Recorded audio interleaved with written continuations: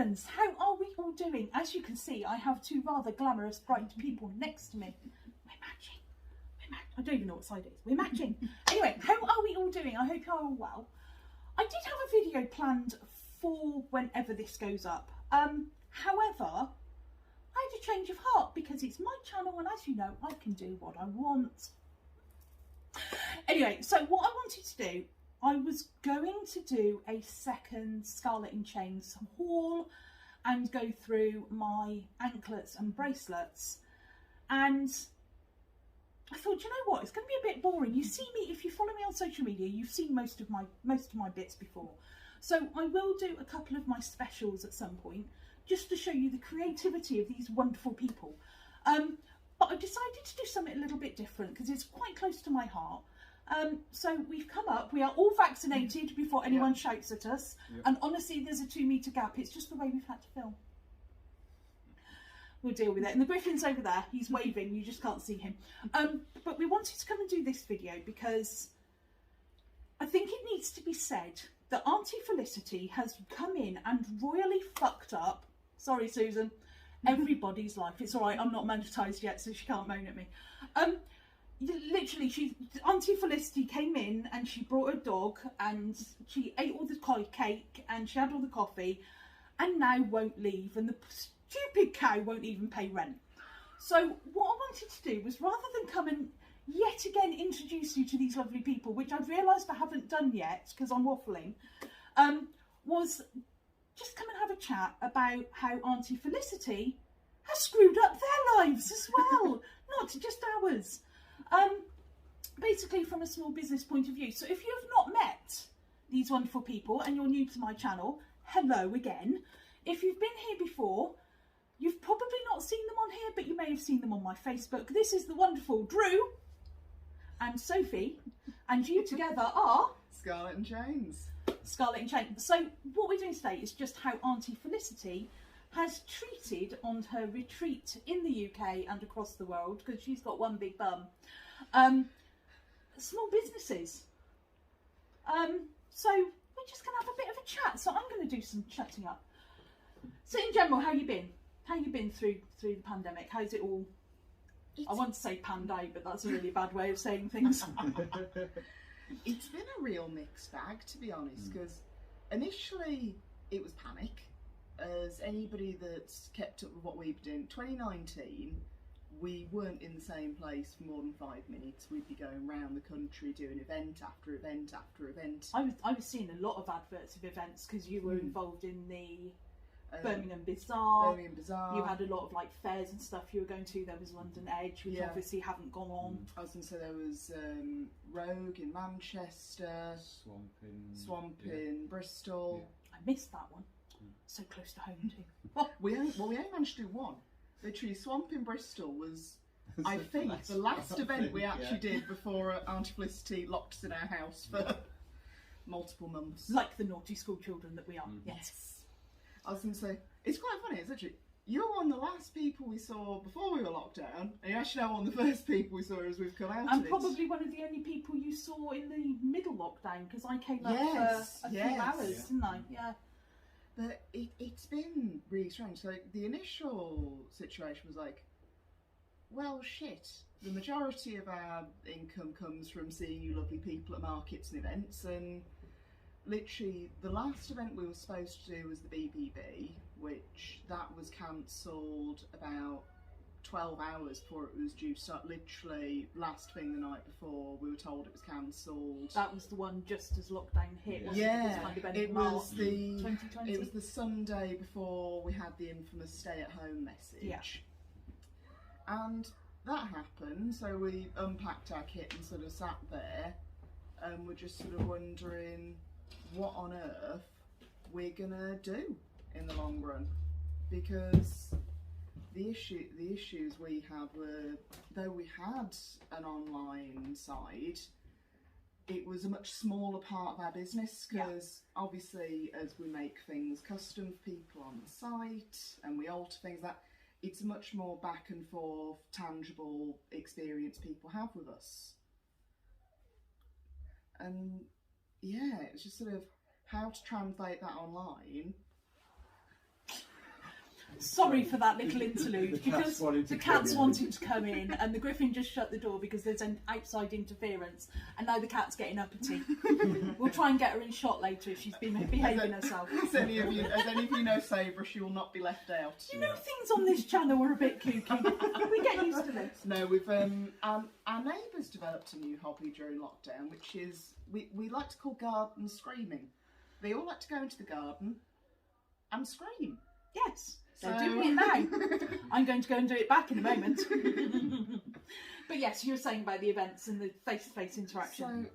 So, our first sort of big dilemma is, how do we replace the physical experience everybody's used to with online, followed by a grand period like all businesses.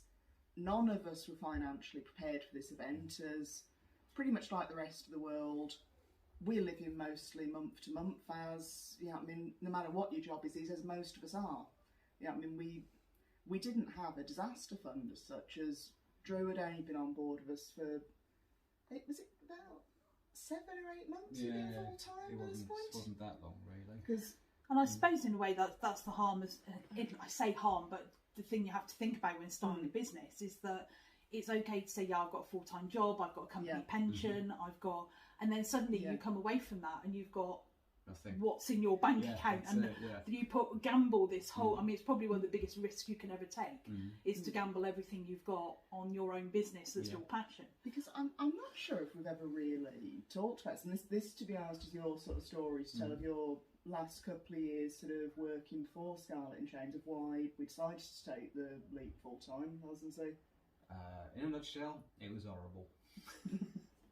I was coding, writing iOS apps, and it was the usual thing with so many people in this industry, is that the amount of hours that you're working and the pressure you put on to get everything done just doesn't really match up to what you've been paid and the stress that you're under.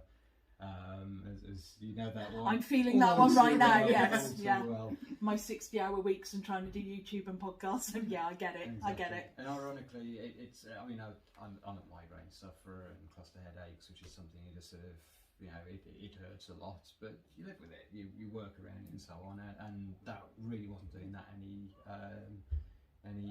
help at all, and I was having chest pains and all sorts, it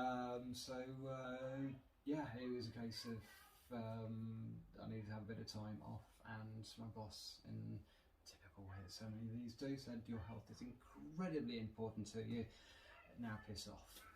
So I was going to say, just to interrupt, I'm not randomly doing a bit of mime to the glamorous Griffin in the corner. One of our lovely neighbours has just thrown a football over an 8-foot fence. So I was just sort of saying to them, don't worry about that, they can have that back when we're done. Yes. we do apologise for any interludes. We're trying to do this professionally. Yeah. As anybody but this is my channel. As anybody that follows us personally will know the grand saga of the last 3 years of the Neighbours from Hell. Yeah. Yes. And I'm eating them later. But no, I think it was just the final straw when you had that, let's say, your health is very important to us, so we're sacking you. Yeah. And that was sort of the unplanned start of your journey with us full-timers. The intention was for us always to both be full-time on it, but not that quickly. We had sensible plans in place, like we'd have money saved up, we'd all of that went to shit. But your business was going really well. I mean, when I met you at London Edge, you were doing really well. You had loads of interest. You had people looking at wholesale. So you from that gamble that you took, you were doing really well. So I know certainly up until, I mean, when did I see you before the pandemic? I think it was February 2020. Yeah, it was like very end of February. And everything seemed to be going well. You were pretty much, whilst we were here visiting just to say hello, you were still working away. So how did lockdown 1.0 work for you? How did that go with kind of the change? Quick as that, we had lost over 2/3 of our income. Yeah. So, March, and that's a lot. March was a bit of a panicked blur, to be honest, because we can't do anything by halves. We managed to be in the middle of doing a new website just as the pandemic hit. As I think just before we were going off to do LAM in London, we'd had a note from our old web provider, so this would have been the very start of March, saying that they were shutting down the server we were on and wanted to move us to another, but charged us about 3 times as much. And we're like, okay, we've been thinking of redoing the website, let's redo it. Not knowing the world was about to go to hell in a handcart, we're like, this is our quieter time of year, we'll get this new website up and running. Fast forward a couple of weeks, we've got a half-completed new website, and Boris has told us we've all got to stay at home. So we revisited our crunch hours from our old jobs to get the new website up and running, and thankfully, you lot were amazing. Yeah, absolutely. Because literally, we're crap at asking for help. We're both really, really I bad think in general people are. And we basically were very, very honest with everybody going, the pandemic has shafted us. If you like our stuff, please support us. And you guys were absolutely amazing. We'd literally, from March being sort of the month where we were thinking, I don't know how we're going to get through this, April and May were amazing. You guys literally, I mean, one of the things that really touched me, my old graphics tutor from college, amazing lady called Jules, even she got in touch with me and got me to make her a custom cat necklace. And people that we didn't even sort of realise were still around and sort of keeping an eye on what we were doing came out the woodwork and supported us. And it was such a humbling, amazing experience, because we went from sort of thinking, oh my God, I don't quite know if we're going to get through this, to just realising how much love people had for us and how much support. And that's led us being able to continue. And throughout the pandemic and then the summer, when we went into Satanic Panic, your response to that was amazing. I mean, literally, we've dreamed of doing our own charms and everything pretty much since we started, and your response to that was fantastic. So, though under very scary conditions, because though we've not talked about it a lot, I've been quite unwell since September, which is some of you seeing me now, I'm probably about half of what you remember from the last time it's okay, you saw me on video. What you lost, I looked after for you. It's fine. But yeah, I've not been very well since September. I'd like to tell you what's wrong with me, but we still don't fully know. So sort of that's all been going on in the background as well, and it's a very hard year because we've lost how many family members between us now? We're up to 4? 4 now, yeah. Between both our families, we lost 4 family members and multiple friends to COVID, and unfortunately quite a few to suicides due to the conditions, which is one of the things that made us both incredibly grateful about how good all of our followers and that have been to us, because of you all, we've been able to keep doing what we've been doing. I've been able to work through my illness, because we realised late summer, when we thought things were going to come back to normal, I wouldn't be able to go back to the scheduled events we used to have, because one of the issues I've got basically is just major exhaustion, because the medication they put me on to try and fix some of the things they found knackered me. Literally, I wasn't keeping food down, I wasn't sleeping properly, brain fog, and just in general just really struggling. And when you've got all that on top of trying to run a business as Yeah. well, it can't have been easy. It was a lot. And yeah, on definitely. top of that, earlier in the summer you'd started going for a really bad patch of your cluster migraines on top. Yeah. So basically we were at a point where it's sort of, the pandemic was on top of us, we were both really unwell, and we realised that even if it did end, we wouldn't be able to go back to the scheduled events we had, as I wasn't supposed to drive for, I think, a couple of months. I was getting used to my medication, and you, with your cluster migraines, when you've got one of those, you should not drive. So it would have been complicated if we'd been stuck in between Manchester or London, with both of us not very well. And then, of course, you've got the physicality of your job, because you're working with stainless steel. Yeah. So for those who don't know what Scarlet and Chains do, every time I'm wearing stainless steel, and believe me, if you've seen some of the tools these guys work with, you've got the physicality of that. So you being exhausted, you're not going to be able to. Stuff like you don't want these when you're tired. These make scary mistakes. Let's be fair. But you know, obviously, you don't want to be working with those kind of tools. Well, that went downhill rapidly, didn't it? But you know, you don't want to. We have our own set each, and you like to talk to your tools nicely and that, and I'm often there, so going, come on, you bastards. They're not with me. I promise, they're not with me. But think about it, obviously you've got your health conditions. Yeah. You've not been well. You've no stable income other than your job. Yeah. You can't use half your tools if you're exhausted or you've got no energy. So when you had those really good periods through like March and everything, I know you're saying from September, I believe it was the illness. Yes. So how have you kept up with the demand of what you've needed to do when you've not been feeling so great? I mean, that's got to be a vicious cycle in itself. You work when you're well, basically.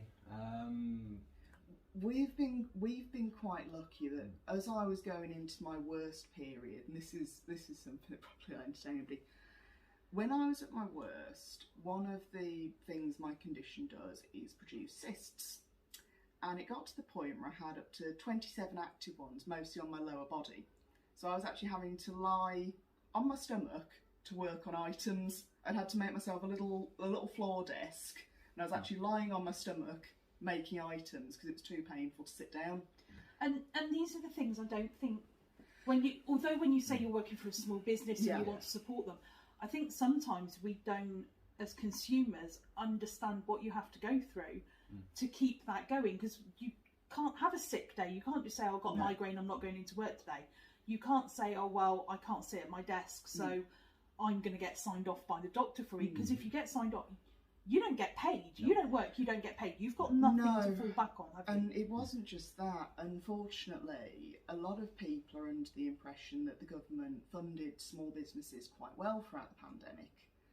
As most small business owners will tell you, unless you've got a traditional bricks and mortar shop, the help was very, very limited. Drew was entitled to not a penny because he hadn't been with us a year when the pandemic struck. Absolutely nothing. Yeah. I got 80% of my earnings from 3 years ago when we were a one-person business, when I was working part-time in another job and you were still working full-time.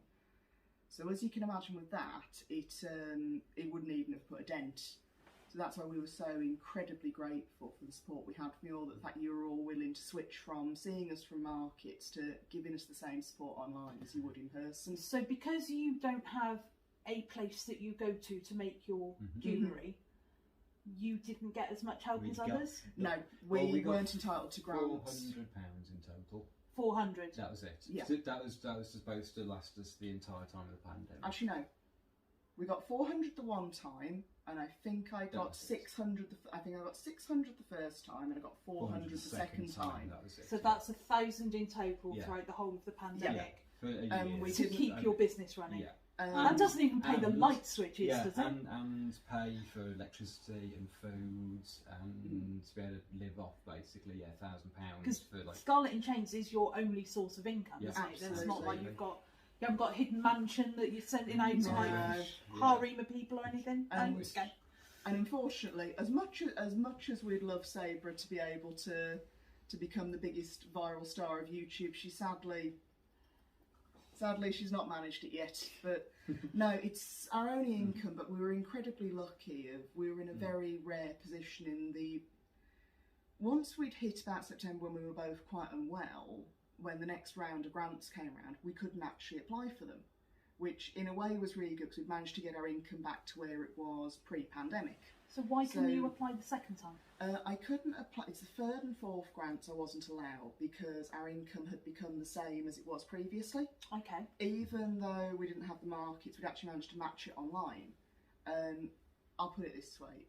It felt like a party in the house. Like literally the fact that we'd actually managed to get back to where we were before the pandemic, for everything that had gone on. It's like, we've made it, we're back to where we were. Which for any small business, I mean, I've been to some of your events with you. I came to the Christmas one you did in London. I came to another one that you did, I think it was somewhere in London. I don't know what event it was. I don't know that you still do that one.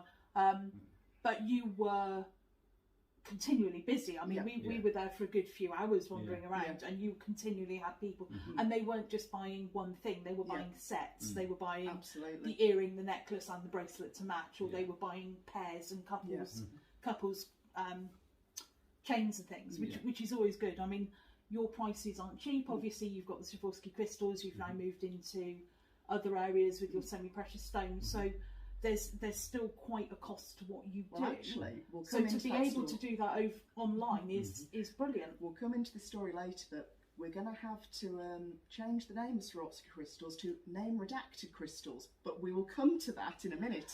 Oh, here we go. I was going to say, we'll come to that later in the video, but Swarovski have made an interesting announcement in the last couple of weeks where, not sure if we can call them Swarovski anymore, but we'll circle back to that because it's fun. Later.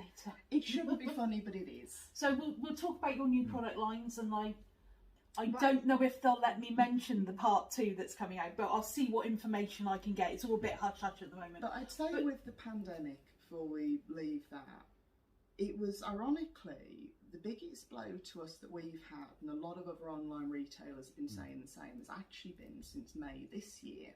Well, that's what I was going to say. With the world opening up, are you finding Auntie Felicity's causing more of a problem? Absolutely. Or is the response still the same? And this is what's really surprised us. And we've spoken to a lot of people in our industry and in other industries. It's when May rolled around and everything opened up, it just went really quiet. For us, I mean, as any of you that follow brands like Killstar and Disturbia, the sales have been constant for them, so we know we're by no means even New Rock, not even in the UK, they are constantly putting. I've actually noticed, because I keep an eye on what they have. There's certain styles that they've started to bring out that I'm waiting for. If you just do that boot, it's mine. But I've noticed with them as well, they seem to be doing new lines, and then within a matter of weeks, they're straight in the sale pile. And it's only kind of their sturdy, stable lines that are staying not on sale, but even they've had quite a turnover of sales. Did you catch last night's Killstar email? 20% off brand new, which they never do. Yes, they've never done that. No. I mean, no Black Friday sales or anything have ever included. No, it's always been anything up to the last fortnight worth of drop. So it shows how online sales, it just shows how difficult it is for everybody. Everybody we've spoken to, they have absolutely collapsed. Well, even though I'm not buying any clothes at the moment, I'm still keeping an eye on what trends are out there and looking out and thinking, oh, when I can buy maybe that one. But even brands like ASOS, I was looking the other day, and they've got tops that are down to like £6 that have been £30. So I don't think it's hit just yourself. No. It's across the fashion industry. And possibly, I mean, most of our contacts are within sort of fashion and jewellery because of what we do, and also we have a lot of our communities that serve the fetish industry. All of us are reporting the same thing, and it's an awkward one for us because events haven't been able to reopen yet, and because I'm on Boris's mega grounded list, even when they do open up, I've got a question mark there of whether I'll be allowed to actually do that, as I'm already being advised by our local council to consider shielding again, even though I've had both my vaccinations.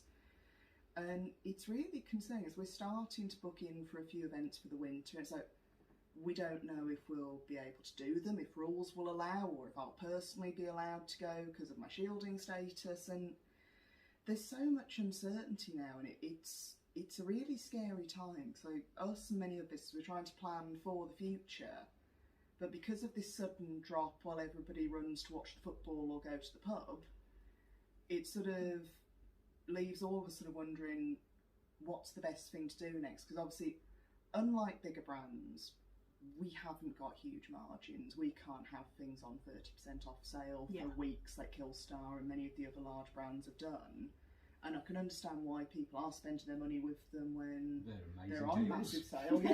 I'll put it this way, if we had spare money at the moment, I have a wardrobe of stuff that doesn't fit anymore. I actually have to say, thinking about that, slightly off subject, but one of my cats likes to chew handbag handles. And I actually noticed she's gone through one of my Anne Stokes bags, which I'm quite annoyed about, and his Killstar duffel bag. So I actually went onto the sale And I've purchased the Skeletor bowling bag because it has the ones she likes to chew. It's bright and colourful. We're going to use it as a toy box. But because it was in clearance, with another 20% off, and I had a £10 off voucher, I think I've paid like £7 for this bag. Which is ridiculous. It's an amazing bargain, but the bottom line, that's no good for anybody. No, that can't even be what they've paid for it to have it made. I mean, it's brilliant for me. It's brilliant for my cat because I didn't want to buy anything expensive for her to chew. But even if you take off the fact that I had that £10 voucher, that's still £17 for a collaboration bag that probably cost them £15 to make, that they were selling at $29.99. And not to forget the licensing fee for Skeleton. And the licensing fee it's crazy. So I know from the business I'm in, because this is a conversation I've had with somebody. I'm going to go down a taboo subject. You stated when Auntie Felicity came that, you know, you managed to get back to, even without doing events, your online sales were really good. So there has been a whole thing about Amazon. And I'm not talking about tax fraud, I'm not going down that route.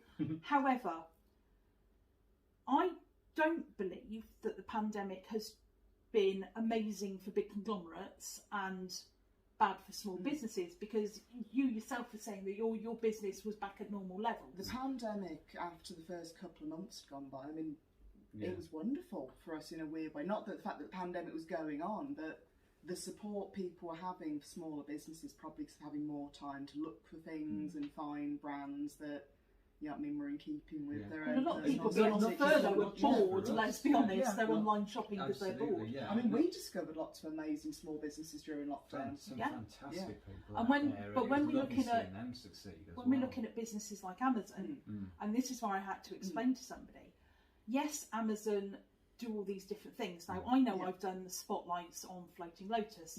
They sell through Amazon.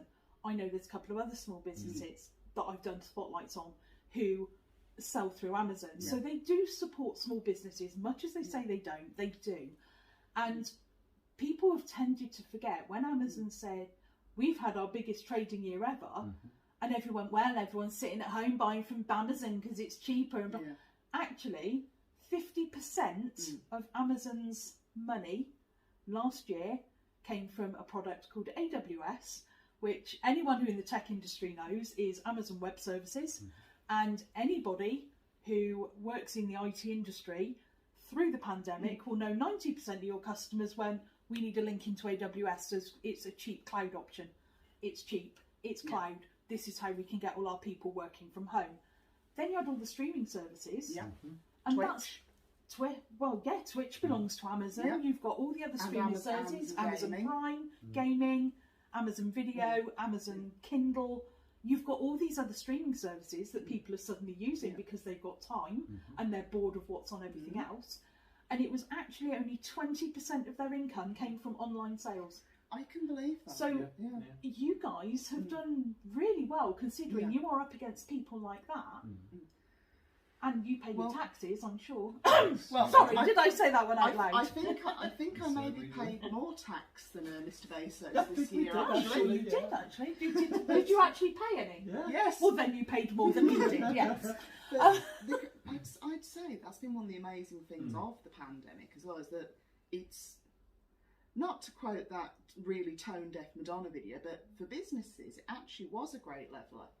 Because suddenly having an expensive shop and things like that didn't matter. It was your online presence and the quality of your products that spoke for you. And I think what attracted a lot of people to us, especially through the pandemic, is we offer something that's sturdy and it's long lasting. And the fact that if you need to buy another one, it's because you want another colour. Because we'll always adjust the sizing for you. And it's very anti-fast fashion. I think us and a lot of slow fashion brands like the likes of Exo and that did very well throughout the pandemic, as people were putting more money they had. I mean, the pandemic and really going through my stuff when I had time, because we weren't going out of weekends, and I went through everything, was part of why I'm not buying clothes this year. Because I looked at it and went, hang on, I've got enough. So yeah, anything that I do buy has been jewellery or things like that from the small businesses. I mean, I've bought from Jolie Beauty over Christmas. They're another Birmingham-based company that are vegan makeup. You've got the cosmetics that are vegan makeup. I've bought from Witch's Brew Crafts. Sporting them today as well with Scarlet and Chains because it had to be done. You know, I just love these earrings, sorry. But you know, they're all the little homegrown ones that I've bought from before that their products last. So what you're saying is perfectly correct. The fact that it doesn't matter how big your shop is, how grand it is, how wonderful you think, and if you serve dogs on, you know, gold plates with water, that's not going to matter when suddenly you can't go out and the only thing you've got is social media and websites and word of mouth. And we've always been really lucky that everybody's just responded to us being ourselves. We've never really had to have sort of social media personas or had to sort of look at marketing strategies, because we sort of go with, this is what we've made, it's really cool, it's really strong, we can make it to your exact size, and if there's anything else you want to know about it, come and talk to us, and you will speak to one of us. And if you want different colours or different stones, it's personable, because even though we're not there in front of you with the stall at the moment, message us and you'll get... Sorry for the musical interlude. Copyrighted music alert. It's a phone, Susan. It's a phone. Chill out, love. So, talking of social media, did you increase any of your social media presence, or did you just keep it kind of as it was? We spent a lot more time on social media, and we definitely changed the sorts of posts we were doing. It became sort of a lot more conversational. So it's sort of a lot of people were saying they missed sort of the interaction they had with us at events and that. So we started doing, like, we did a few sort of video podcasts and that, which we will get back to those. Do many. We did 2, and then we both ended up really ill. And well, maybe this is the start of you getting back into it. Let's do it that way. I did an intro for it. You did. It's very good. We're back in the room. Sorry for that brief edit. We had a few things go off on phones and stuff. And you don't want to be hearing conversations like that. It's the problem when you've ever worked in tech, as you know, even if you've not worked in that industry for many years, if any of your family members have a problem, you're the first person they phone. Yeah. The remote's not working. Have you put new batteries in it, love? Yeah, I know that one quite well. I'll be turning it off and back on again. Anyway, I can't quite remember what we were talking. I think we were talking about conglomerates versus small business. Yeah. But you say at the beginning you've done really well. Yeah. So now things have opened up. You're starting to what? Not is it the volume? Is it the pieces that people are buying? What's the difference? It's mainly the volume of traffic we're getting. Like with most places, and a lot of small businesses you talk to say this, because a lot of the bigger online companies felt the same pinch we did. Their response is stick everything on massive sale until it all blows over. And I'm sure they make bigger margins on their bits than you will, obviously. Exactly, it's all well and good to do that, but as a small business that doesn't charge a huge markup, anything over 20%, we can't really do, because we do our best to keep our prices as fair as possible. It's one of the reasons why we work from our home rather than having an office, is all the boring operational costs that you all don't see, you don't want to be paying for those within your jewellery. So while we're still at the stage where we can work from our house and not have those extra operational costs, those costs can go into much more exciting things like designing new ranges and things like our padlocks. And I suppose like that goes both ways, doesn't it? Yeah. So if it's just the two of you, COVID's been really good. You can work from home. You can isolate the way you need to do with health issues. You haven't had to pay for premises that are sitting there empty that you can't go to. So in that respect, you've done really well. But then in the other respect, there's only 2 of you, and you don't have lots of people working for you because the business hasn't evolved that far. So I suppose it's kind of we're in that seesaw action of where you are with the business. Kind of, to use a Pokemon metaphor, we're in our awkward teenage middle evolution, where we're kind of outgrowing some of the things we used to be able to do, but we're not quite big enough to be able to. Things like our padlocks. No, Charmeleon. We're Charmeleon. We are currently Charmeleon. One day we'll be a Charizard, but today is not that day. This is lost on me. I don't understand Pokemon. I know Pikachu, and that's about it. I know a really bad joke. Go for it. How'd you get Pikachu on a bus? Pokemon! Yes! It's the only one I know, and anything related to Pokemon ever. Sorry for any fans out there, I just don't get it. But it's more of a case, the fact that things like our padlocks, like some of you that follow our social media will know exciting things like these on your necks actually, these little links we've had done, these little oval links to stop And pendants twisting around. Drew and I are matching today. We had things like those design. When the bag of those turned up, we had to buy 1,000 in at once. And this tiny little bag of links is the best part of £1,000. And it's things like that. And that's a lot of money to make back, because that could take you months to use up that money, if not a year or more. A couple of years probably. But this is the stage we're in. To get the components we need, we're having to shell out for thousands of things to be made at once, like our padlocks. We have to order those 1,000 to go, which is why we can now charge £9 for them with an item rather than 15 that we used to be able to charge. And it was the same with the first Satanic Panic range. You could only get a minimum of 100 made at a time. So it's all these little things that when you buy from someone, you don't think about. You go, oh, they're a small business, that's a little bit expensive, I'll go to this one where it's cheaper. But it's because you can't we just want 10. Well, you can't. You have to have 100 to make it, and then possibly 200 to make it cost effective. Exactly. It's that awkward stage of growth. Yeah, the other side is like, whereas a larger business, they can buy 100,000 of something, and so the price get it for per pennies. unit, becomes so, it's like an exponential curve. It just like the price collapses when you get amazing amounts like that. We just physically can't do that because we can't fork out 10,000, 100,000. And it's not that you don't have the business spread yet to say we guarantee those sales. That would last us probably a lifetime. I mean, I think you've still got some of your Satanic Panic range from the first release on the website. Quick plug, there are still some pieces available. So, in talking of which, you have changed some of your lines recently. You've gone from the crystals that should not be named, which from this point onwards, as COVID is called Auntie Felicity, we're now going to call them Voldemort. So Voldemort crystals, Swarovski crystals, for anyone who's not quite following. Told you this channel's mental. So Voldemort has now started to cause you a problem as well, and you've gone into semi-precious. So what's Voldemort's back in December? They waved their big wand and said, we don't want small businesses and crafters using our crystals anymore because it devalues our brand.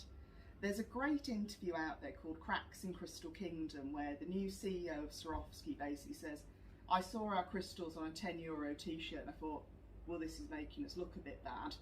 So they used to be very, very exclusive. I mean, I remember many, many years ago, I think I was possibly pre-teen, the age you were allowed out in the late 80s with £10 pocket money to go and buy mum something for Christmas.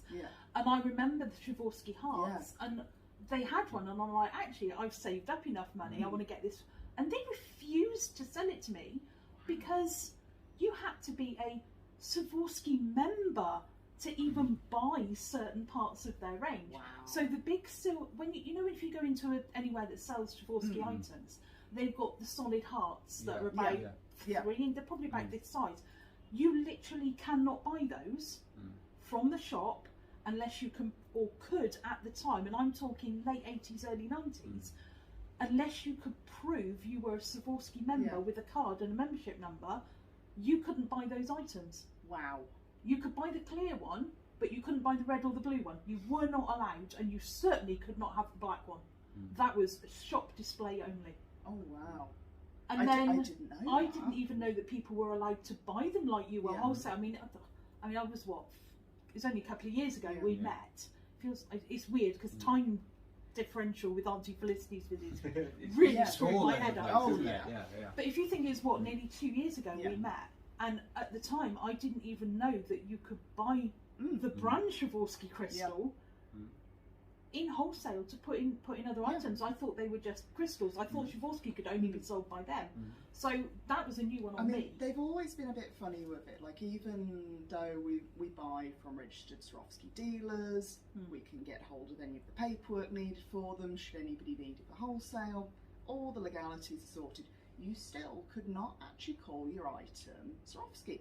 You could say you're using Swarovski elements or Swarovski crystals in your item. Say our little heart collars we used to do. We couldn't call those heart collars with Swarovski crystal. That can't be in your title. You can only have it hidden within the description that you use Swarovski crystal. So they've always made it quite difficult to use their products, but because it's a brand name we all know and recognise for quality, and it was very good for people because they could match colours to other jewellery. We always thought they were going to be a good solid choice going forward. And then in December, along with us and every other small company that used them, the rug was pulled right from underneath us. Which is interesting because I've seen, and I'm not going to name other brands in this video, obviously. We've mentioned Killstone that, but I don't call them small brand. I have actually seen a small brand now advertising that they're using Swarovski crystals. So I'm wondering if they're selling off ends of rent, or people that do sell and things selling them off. Well, why that's probably come about is the next point we go on to is the fact that because you're now not allowed to discuss them being called Swarovski at all, I'm currently reading through lots of complex documents over how I can describe the stock we still have that was brought legitimately. Voldemort. It is Swarovski. Yeah, it might have. No, but then. Voldemort. No, that would be trademark. Yeah, and that's a whole J.K. Rowling rabbit hole we don't want to go down. I don't want to deal with her, thank you very much. Her and us have very different opinions on the world, and we're not even going there.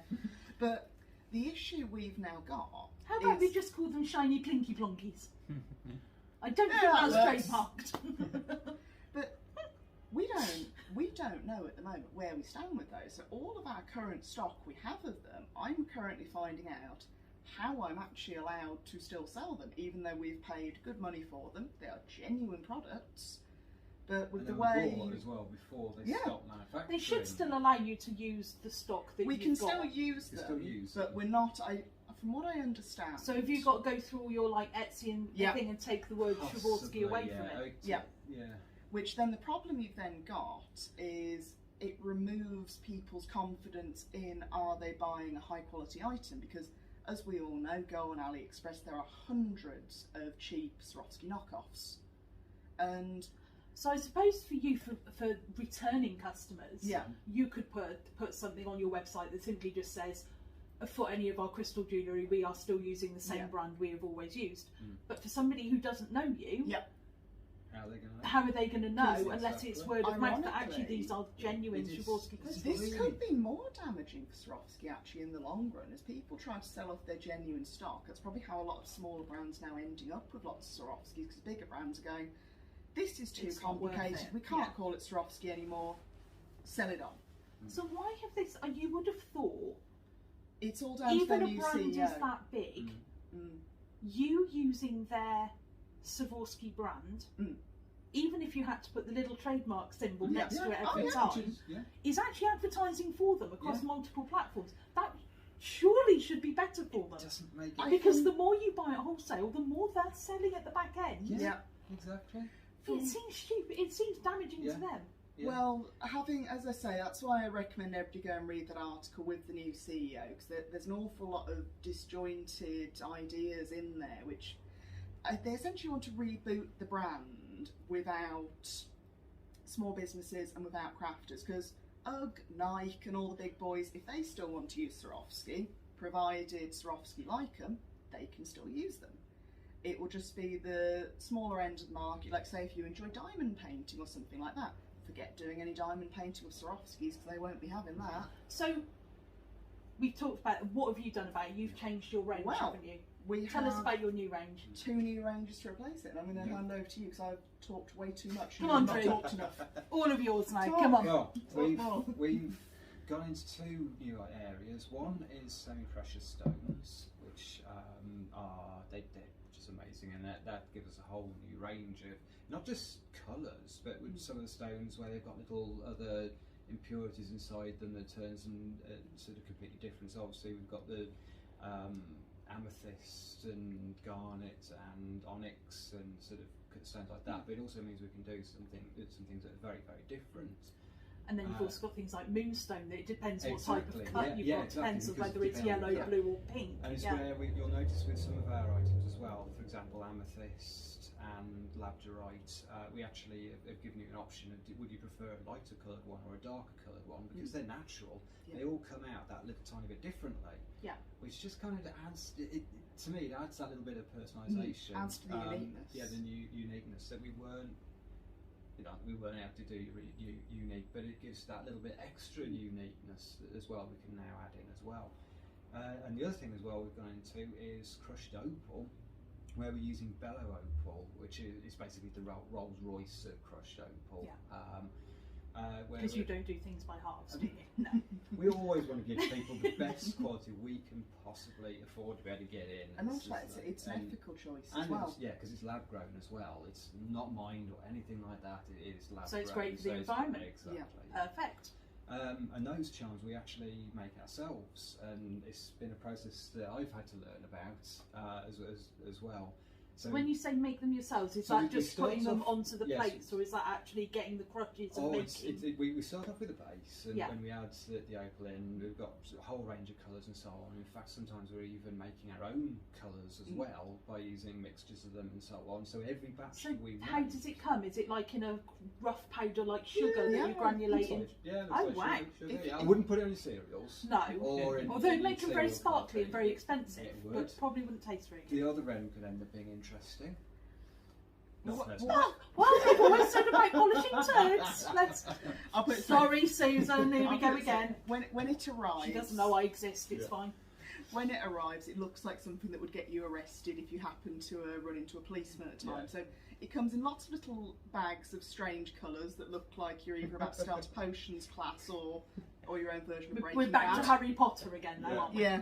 Oh no, we need to get away from Harry Potter. We're not talking about that. No, the bit that it sounds really sad this does, but I actually got quite excited about this is that to then set it all properly, and we use this all resin set as well. I've managed to do loads of research, managed to find the clearest possible resin that I can get, so it's like crystal clear. And this particular resin as well. You have to give it a bath if it gets too cold. Absolutely, yeah. You have to give it a warm bath if the resin gets too cold before you can use it. You actually have to give it, you have to mix it and have to get the quantities absolutely right. So we've got all these sort of syringes and so on. They're like getting exactly the right amount of sort of 0.1 of a milliliter and so on. And even the environment as well. We've actually got it so it's temperature controlled. So I actually have to set it to a certain temperature. And then, like, sort of every so many hours, I can then reduce the temperature a little tiny bit, and then reduce it a little tiny bit more, and so on. And everything is in such a lab-controlled environment that we've managed to create to do it. Brilliant. It's really sort of You've engaged really in scientific sort of side. Maybe one day when we've got more time, I'll come and film you doing that just to see how it's done. It takes days. Oh, maybe not then. It takes about, in total, it's about 3 to 4 days. It takes in total to make them. Yeah. All this extra, so you've changed your lines because obviously you didn't get the crystals anymore, so you've almost been forced to change. And I have to say, I'm a garnet girl, so I do love your garnets, and I'm after your moonstones as well, but that's another conversation.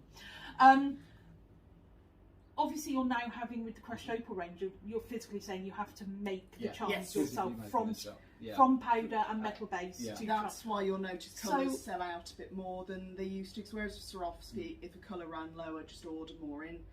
To make the opal viable, we have to make a reasonably large batch of it. So you'll often notice that maybe 3 colours will sell out before they'll get topped up. And you'll also notice that we do our multi-mix colours because, as you know here, nothing ever gets wasted.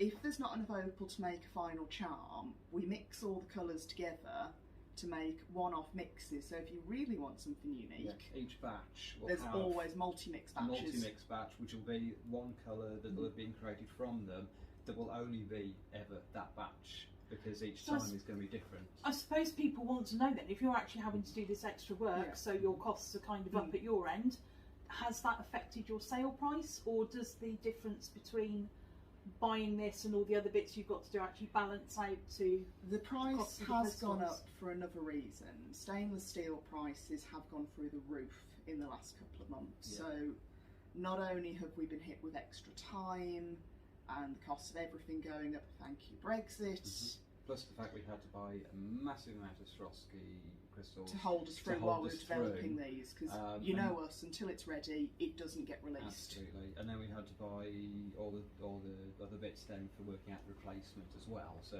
it's been really expensive. So with COVID and Brexit, I won't ask if you've got a message for Boris, but I think we all know what you're thinking. I have a message for Boris if I am allowed to do it. Will it annoy Susan? Not like I said, to be fair, I'm not even monetised yet on this channel. She probably doesn't even know who I am. I tell you, if it'll annoy Susan, then we'll have a slightly different message. I think this is my message for Boris. Yeah, we can go with that in general. I was going to say, feel free to censor those if you need to. I can give you some safer head cutouts. But that is my message to Boris and all of the Tories, in fact. That's right, I can put Scarlet in Chains icons up, you're right. We know what it is. Anyway, so obviously, like so you've changed range. Please check out their website for the new range. Some of their stones are absolutely beautiful. But I have heard from a little birdie that there's a Scarlet Satanic Panic Part 2 coming out. Now, I don't know from a little birdie, as you are all probably well aware, I am a brand ambassador for these guys, so I know what's going on. I've already seen what's coming out. I've already seen, am I allowed to say a very special limited edition? But that's under top secret. Yeah. But obviously that'll we don't be its whole own video later on. Yeah, we don't want to give too much away on Satanic Panic 2, but can you tell us what it's based on this time? Because you've done new beginnings, haven't you? The first thing we need to say is we are so sorry it has taken this long, because originally we planned to have this out around Easter time. But between I think you can be forgiven, considering Auntie Felicity won't go away, and we've got the Brexit issues, and you've had poor health. I think everyone will forgive you for this. But ironically, this brings us perfectly to the theme of the new range, which is... Well, the idea is for promotion, well, sort of looking forward to good health, really, for everybody. So, yeah. Physical, mental and emotional health. Yeah. With, as a lot of times people talk about health, they focus in on one aspect. All of these charms will focus in on a different aspect of health, because health is not just physically how you're feeling, it's how you're feeling here, it's how you're feeling here and how your environment is with you. So we're going to go a lot deeper, and some of these have ended up a lot darker than collection one, which I didn't intend, but as I was illustrating them, a lot of them ended up with a little more darkness to them than I planned. So darker and cuter. Yes, there's one in particular. We can go with cute, which that particular one I cannot wait to get my hands on and show you. I want to see the prototype the minute it's made, because I'm really excited to get my hands on that one. I've already bought that one. But yeah, I mean, so it's going to be a health-based one. Yeah. So I suppose we've just come out of Pride Month. I don't know when this video is going up. Probably in what day are we today? What's the date? Saturday. First Saturday in July. So it's probably going up the third Sunday in July. So in a couple of weeks. Also, as we were saying earlier, it's always Pride Month with us. It is always Pride Month with you guys. I mean, look at the rainbow I'm sat next to. I feel like I've come out the depths of the abyss. Although I have got my blue bit now, so you know you can't moan at me all the time for being black. But yeah, with you guys, it is always Pride Month, and you are very supportive. I'm going to touch on this very briefly. You've always been very supportive of all communities, and I'm not just going to say LGBTQ. I'm not going to go past that because I can't remember what they are. But you've always been very supportive of all communities, and you know you need to be applauded for that, because when Pride Month comes around, everyone goes, "We support Pride, we're Pride allies," and then they forget about it for the other 11 years. Or with Black Lives Matter or Asian Lives Matter that's now come out as well, there's very much this intermediate focus where everybody's in on it, and then people kind of filter away. But you guys have been very prominent with what you do and the groups that you're involved in and the events that you go to. You've been very prominent throughout all of it. So I'm going to give you a round of applause there for being that stability. And this is why this company is so great, because I think it's the thing, we see people as individuals, not as groups. When you come to us, you'll come away with something that's exactly what you want, something that fits you perfectly. And if there's anything that you struggle with doing, like a lot of people ask why the clips we use are so large, and there's two reasons for that. I mean, as a lot of people know, we started off mainly as a kink brand, and in the kink community there's an awful lot of people at transition that are still getting to grips with having new nails and things they're not used to, and also it's a much older community where arthritis in hands is quite common. So we always try and make sure that we never have anything that's too fiddly for people to get to grips with. Your clips for me, because I lose coordination between my hands and my brain, and your clips for me have been a godsend. I mean, I've got two bracelets on that, you know, as you know, the Griffin's sat in the room. He hasn't had to put these on. The amount of times I've gone to go, can you put that bracelet on? It's taken 20 minutes because he can't see the clasp, or you can't get your nail onto it. So something that I can put on myself so easily. But it's the same with my dyspraxia. Yeah. Whenever I'm working out, you always laugh at me. It's literally I can't coordinate myself, so for me to be able to just snap it on is... Yeah. And it's things like that, and we probably don't talk about it enough, but it's one of those, if we see an issue with something, we always try and think of how can we make this easier and more inclusive for people, and that's the thing, we've all got our own individual needs. It doesn't matter what groups we belong to, everybody's got their own individual needs, and we do our best to give people everything they need from our stuff, and if we're not giving people what they need, we'll damn well do our best to give it to them. And you certainly do give out high quality products. I can attest to owning most of them, and probably a few that you've not done before until I came along, and then we've done specials and certain designs. I mean, I still need to show them that one you bought me that was my 100th piece from you. Yes. I think I'm close now, nearly to 200 pieces, but we won't go down that route. The new range is killing me. Anyway, so we are definitely looking forward to Satanic Panic 2. Have you got a release idea date yet? Are we looking maybe Halloween or summer? It does involve a doctor, so it will turn up when it's ready. Yes, it will. Yeah, a bit like Doctor Who then. Yeah. Right. Oh God, we going down to the geek ones. Hang on a minute. Harry Potter, Pokemon, Doctor Who. Any more before we finish? If you haven't played Persona 5, play it. It's great. Well, you heard it here first, folks. The first time on this channel for gaming. But yeah, so we are planning for the end of summer, but it's out of our hands a bit. Yeah, some of the bits are going to be out of our hands. Because though we have finished the design process, it now needs to go to our CAD master in Manchester to check we've not screwed the files up anywhere. Because we don't get example pieces. With how these products are cut, the main cost is the setting up the equipment to do it. So we've got to make damn sure the files are perfect. They've got to be scrutinised by our CAD master, and then hopefully they will be able to go and be cut, and once they've been cut, then we shall start teasing them relentlessly. Awesome, sounds amazing. But hopefully end of summer. Yeah, that's end of summer. Cross fingers, yeah. And I guarantee there'll be something on this channel about that one when it comes up. So, all in all, you've had a brilliant start to the pandemic, and it has gone downhill now. Yeah. What, as consumers, can we do to? Obviously, we know the obvious. We know the obvious. Get on the website and buy stuff. But what else can we do to support you? Like, share our posts and so on. That always helps. Just interact. Interact. And I think sort of one of those, if you found, and it's not even just for our business, if you found a small business over the pandemic that you love, they're probably having a rough time at the moment as well. Absolutely. So even if you can't purchase from them, liking a few pictures or leaving a comment or something, that makes all the difference, because Instagram's algorithms changed again and is kicking us all in the teeth, and Facebook is Facebook. But I think that's the main thing. It doesn't require money always to support small business. So if you can't afford to purchase from a small business you love, just give us all some love online, and also always join mailing lists, because we've just started utilising our mailing list, and us and a lot of other small brands, we do very occasionally hide treats in there. So always open your small business mailing lists, because we all often hide very rare vouchers. Because our first email we did, we actually put a £10 voucher for the first person to click on it.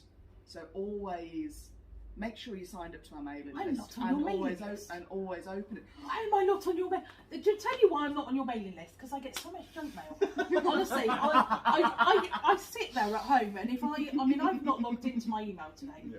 I can guarantee if I grab my phone after this and log into my email, I'll have 20 emails and it'll be delete, because it's all just I know, rubbish junk advertising. But this is why we don't. Literally, this is one thing we. You'll only hear from us when there's something worth talking about. Say if we've restocked colour or released a new collection, but always check it right to the bottom, as normally there's either a little cheeky discount or a voucher for the first person to go through, because it's one of the things we know, especially when you've had a hard time, sometimes finding a little voucher in your inbox can make you go, actually, with this, I can afford to give myself a little treat now. So we kind of see that as trying to sort of give people's day a bit of a lift as well, because I know if I was having a crap day and one of my favourite brands was like, £10 for the first person to click through on here, that definitely put a smile on my face, and Oh, hopefully definitely. it does for the people that have had the discounts from our emails. Fabulous. Or if they're annoying, let us know and we'll stop. Yeah, yeah. If they annoy you, just let us know and we won't do it anymore. No, I can't stop his puns.